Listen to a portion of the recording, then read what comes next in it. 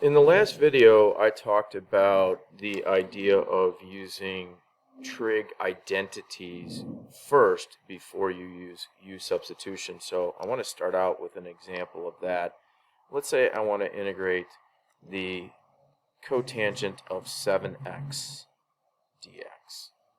Alright, so I'm looking at this and thinking, boy, I don't know what the antiderivative of the cotangent is. And if I go back and look at the derivative rules, basically I'm looking for something that has a derivative of the cotangent, and I'm not seeing that. I do see the derivative of the cosecant is negative cosecant cotangent, but that doesn't help me. So the next thing I might do is say, well, what can I replace the cotangent of 7x with? I can replace the cotangent of 7x with the cosine of 7x over the sine of 7x.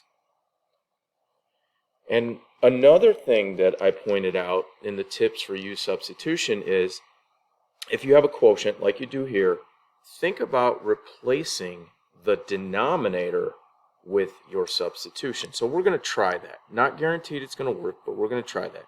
So U is equal to sine of 7x, which means du dx is equal to cosine of 7x times 7, which means that du is equal to cosine 7x times 7, or 1/7 of du is equal to the cosine of 7x, which then means that we can rewrite our integral as the following. The cosine of 7x dx, which basically makes up the numerator, can be replaced with 1/7 of du, and the denominator is replaced with u, so we have 1/7 times the integral of 1 over u du. And hopefully you recognize that as the natural log. So we're going to have 1/7 the natural log.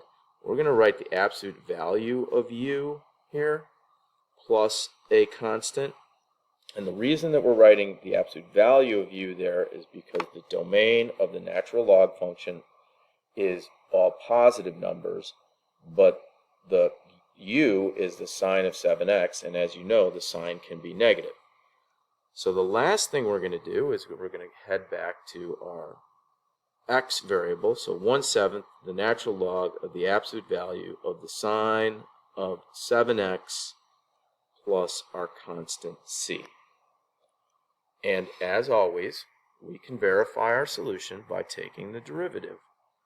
So the derivative of 1/7 the natural log of the absolute value of the sine of 7x plus c.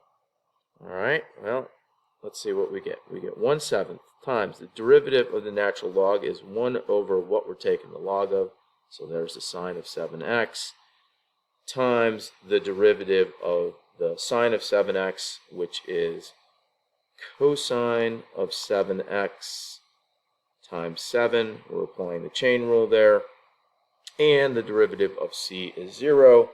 So the 7's cancel out, and we get the cosine of 7x over the sine of 7x, which happens to be equal to the cotangent of 7x. If we've done this right, we can always verify our solution by differentiating it and making sure we get back to our original integrand, what we were integrating in the first place.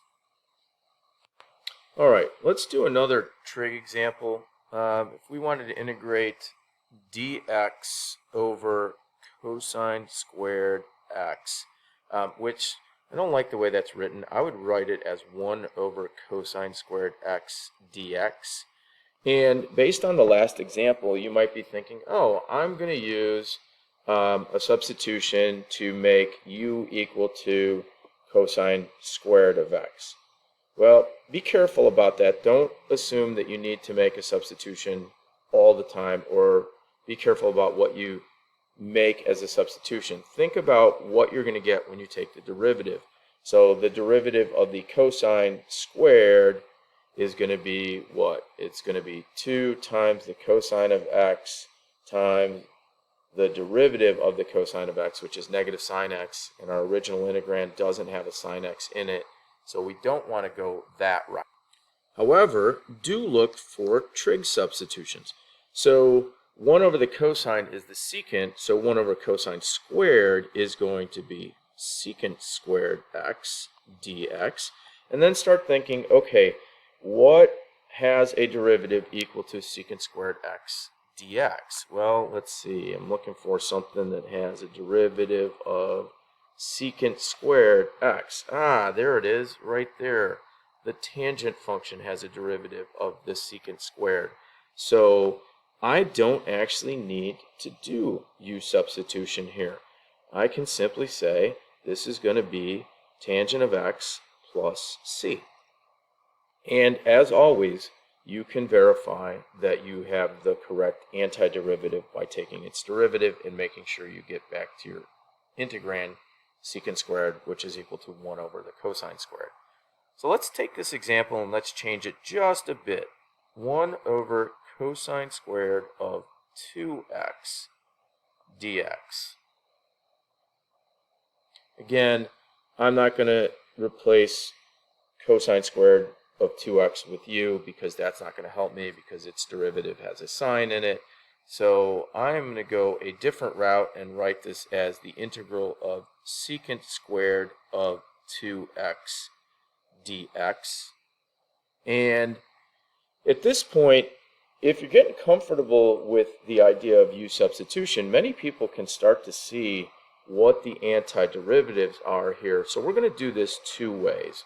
We're going to do one that is simply the substitution u is equal to 2x. So du dx is equal to 2, or du is equal to 2 times dx. If we did that, our integral would become secant squared of u du, but we'd have to have a 1/2 out in front of it. Okay? And so if we find the antiderivative of that, we're going to have the 1/2 out in front, we're going to have the tangent of u, and then we're going to have the plus c, which turns out to be 1/2 times tangent of 2x plus c.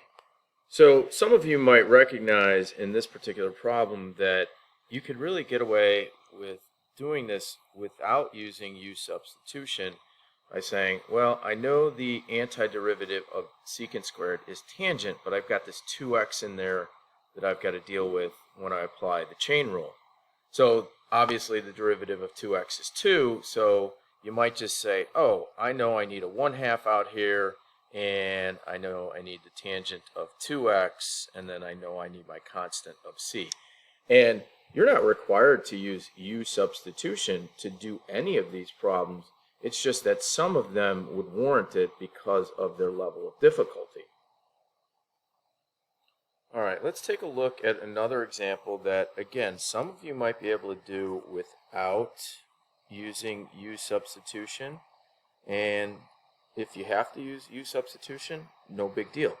So this integral, x over the quantity x squared minus 4 dx, and I don't notice right off the bat what its antiderivative is, so we're going to go with the u substitution approach, and we're going to let u be the denominator, x squared minus 4. Du dx, therefore, is going to be 2x, and therefore du is equal to 2x dx, or 1/2 du is equal to x dx. And you can see the x dx forms our numerator. So our integral in terms of u would be written as 1/2. The x dx gets replaced with 1/2 du, so we're going to put the 1/2 du in there, and 1 over u, and you should recognize that as an antiderivative of the natural log. So our answer is going to be 1/2 natural log. Again, we're going to use absolute value because x squared minus 4 could be negative, and we can't take the natural log of a negative number, plus a constant. If you want to, go ahead and differentiate that and verify that its derivative is our original integrand, x over x squared minus 4. Now, for those of you who are getting comfortable with this u sub stuff, you might see, oh, let's see, if I think of the derivative of x squared minus 4, I've got a 2x, so I simply have to put the 1/2 out in front, the natural log of x squared minus 4, and then my plus constant, because it's basically 1 over x squared minus 4, and its antiderivative is the natural log. And as always, we can check our answer by taking the derivative of our answer and seeing if it gives us our original integrand. So the derivative of 1/2 natural log of the absolute value of x squared minus 4 plus c is 1/2 times 1 over x squared minus 4 times the derivative of x squared minus 4, which is 2x, plus the derivative of c, which is 0, and the 2's cancel out, and we end up with x over x squared minus 4, which is our original integrand.